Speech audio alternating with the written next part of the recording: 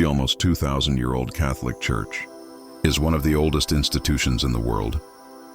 The Catholic tradition considers itself a continuation, not a branch or successor to early Christianity.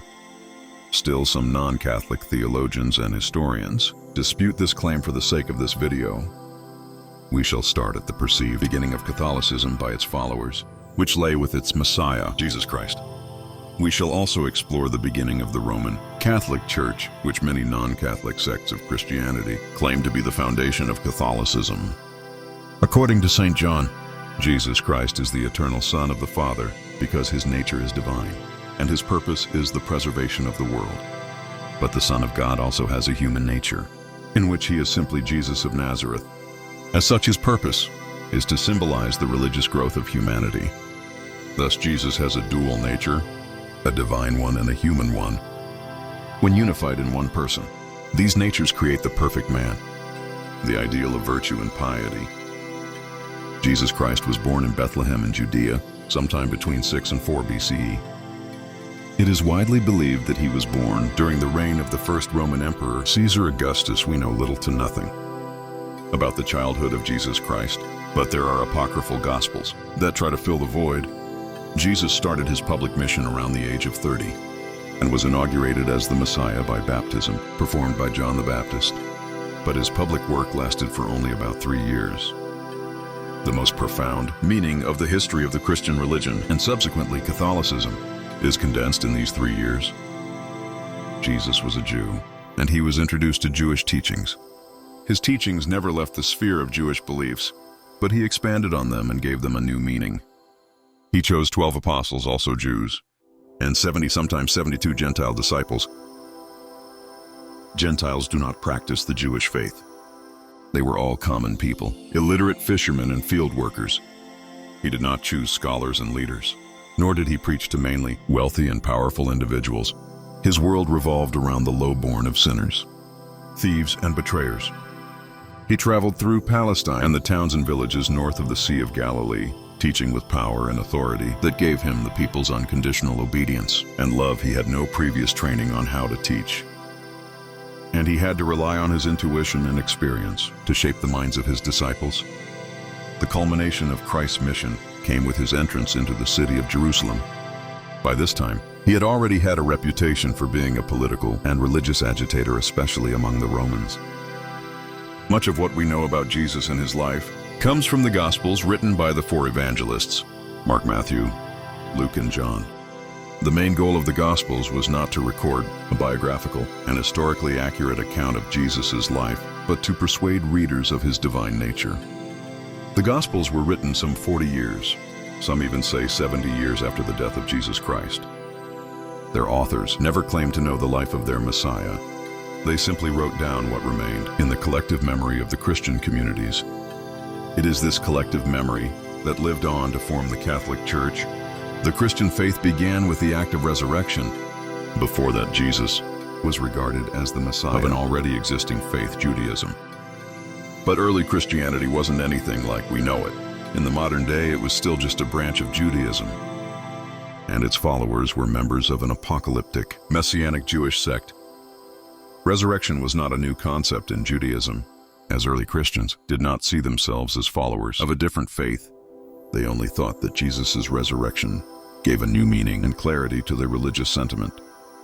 It is essential to understand that at this point, Christianity was still not a religion on its own. It was a sect within Judaism. Therefore, the apostles didn't spread a new faith, but rather a new thought within the already existing one. The apostles and their followers remained faithful to the temple and Judaic law, but not all Jewish leaders welcomed this new sect and the belief that Jesus was the promised Messiah. The spread of Christianity was not an explosive event. Instead, it occurred gradually at first. It came to the Jewish communities around the Mediterranean Sea. As they began fearing persecution in Jerusalem, the apostles spread their faith in other countries.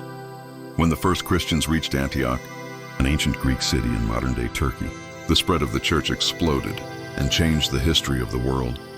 This was one of the first places where the Gentiles were baptized, and the faith spread out of the closed Jewish communities.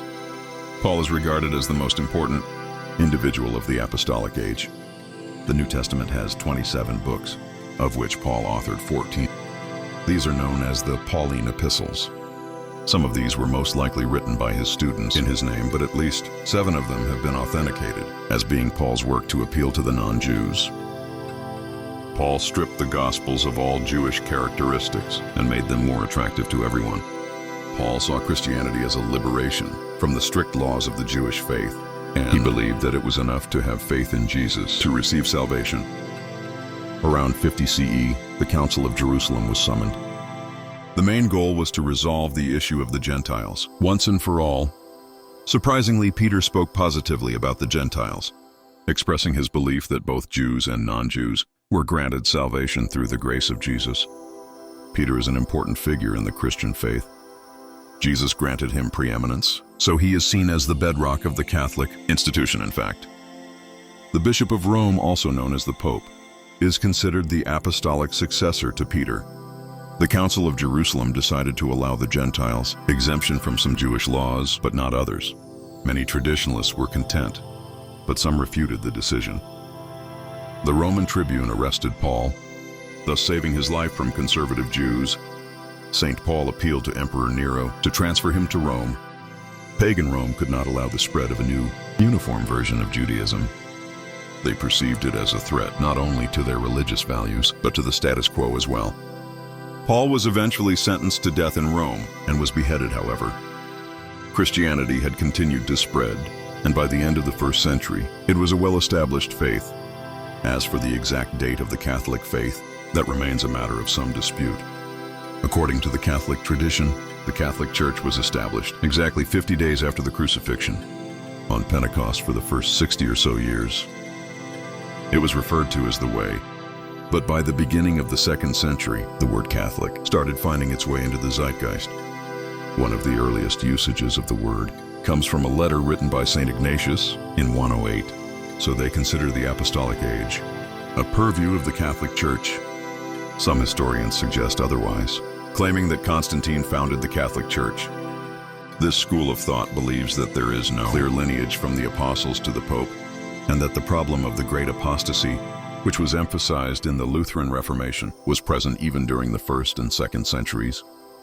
Furthermore, the first official Catholic Church was the Roman Catholic Church, founded in the 4th century. The spread of Christianity among pagans, though it was persecuted during the previous 3 centuries, was quite the phenomenon. There are different theories as to what contributed to this spread. A popular claim is that its disregard for the status quo made it famous. In other words, Christianity owes its success to the love it preached.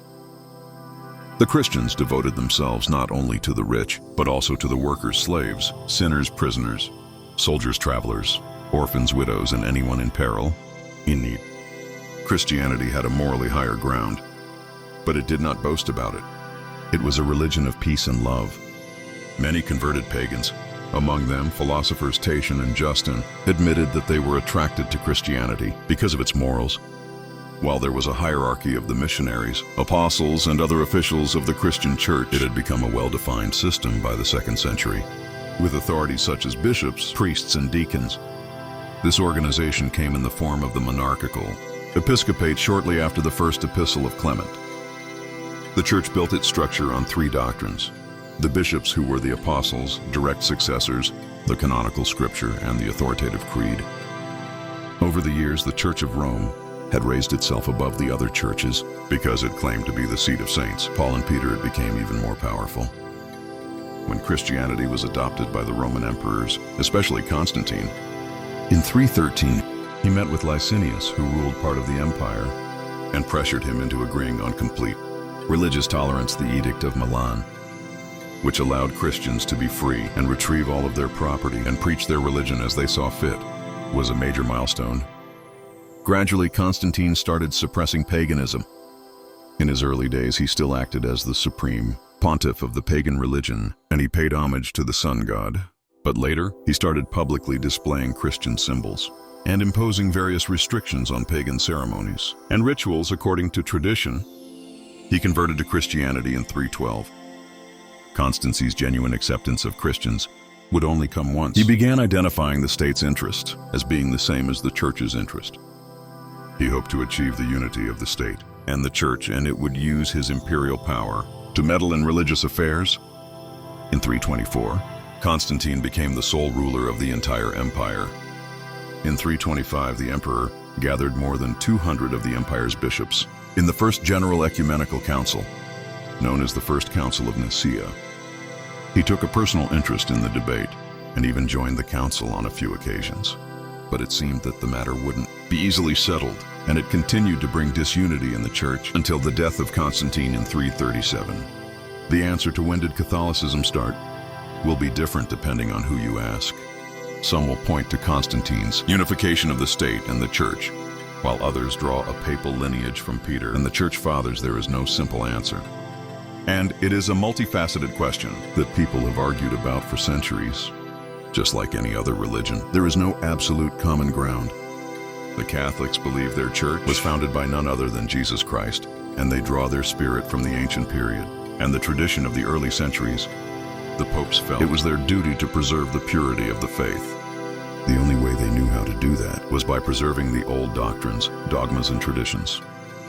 Others claim that Catholicism as a branch may have emerged anywhere between the 1st and 4th centuries, but that it did not derive from the Messiah,